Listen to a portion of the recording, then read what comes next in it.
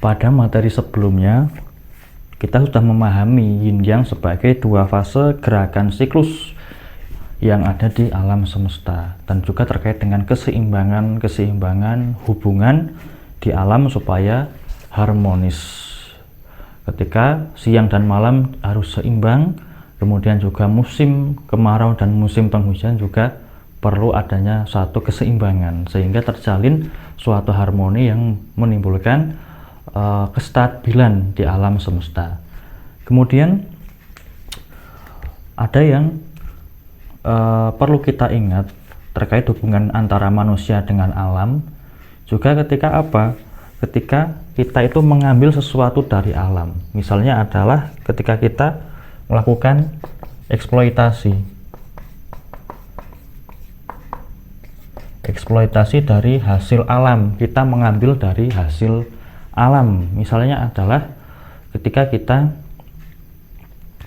mengambil contoh dari tambang. Nah, tambang itu dari logam maupun dari batu-batuan maupun pasir dan lain sebagainya, itu merupakan eksploitasi atau kita memanfaatkan alam. Kita ambil sumber daya dari alam.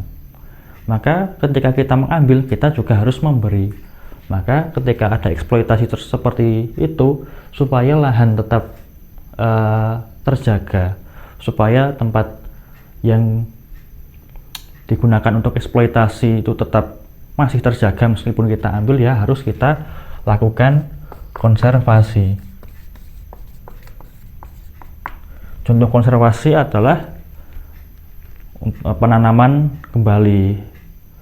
Sebagaimana kalau kita habis nebang pohon, ya harus ditanam lagi.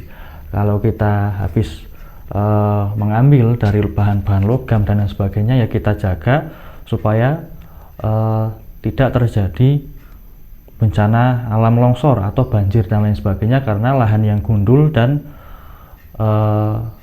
penggalian yang berlebihan yang kiranya bisa kemudian hari akan merugikan kita. Contoh mudahnya ya seperti tadi, kita tanam kembali setelah kita mengambil dari alam, seperti itu.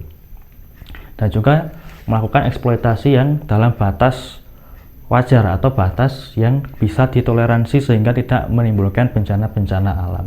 Itu ketika hubungan kita dengan alam supaya harmoni dan terjaga, karena kita membutuhkan segalanya dari alam. Begitu juga ketika kita memberi kepada alam, maka kita turut menjaga dari kondisi lingkungan alam di sekitar kita.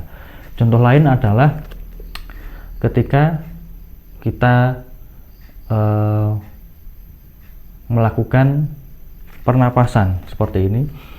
Nah, kondisi pernapasan kita atau kondisi udara yang pernapasan kita gunakan, pernapasan kita hirup, itu juga terkait dengan udara-udara di sekitar kita yang apakah tercemar oleh polusi atau tidak. Seperti itu. Akan berbeda kondisi pernapasan kita, kesehatan pernapasan kita ketika kita di wilayah yang lingkungan dengan cemaran polusi minim dan dengan lingkungan yang banyak polusi udaranya. Itu adalah hubungan kita, kesehatan pernapasan utamanya dengan kondisi lingkungan. Begitu juga misalnya adalah air minum.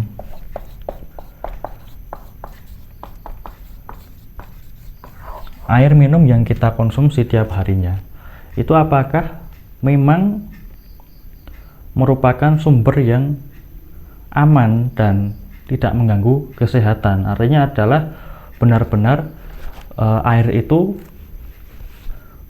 layak untuk dikonsumsi. Karena di berbagai wilayah di Nusantara ini banyak dari saudara-saudara kita yang sumber dari airnya itu tercemar. Misalnya adalah yang di lingkungan perkotaan dengan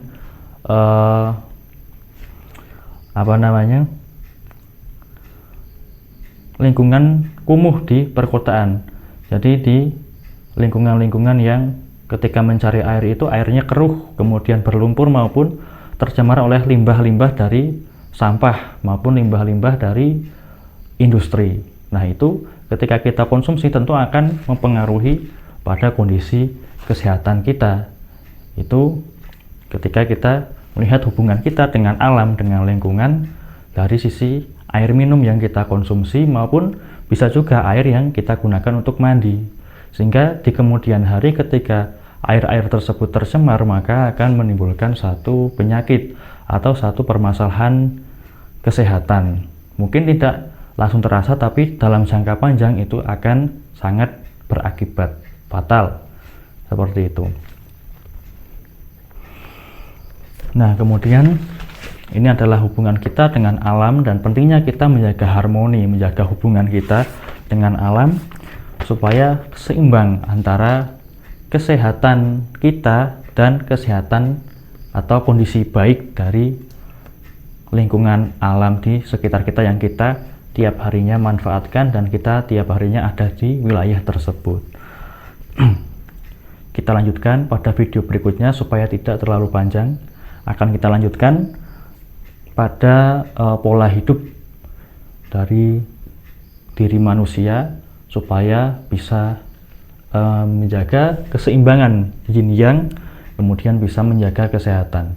Karena ketika tubuh kita selaras, harmoni dan seimbang pola hidupnya, maka akan timbul satu kesehatan. Seperti itu. Mari kita lanjutkan.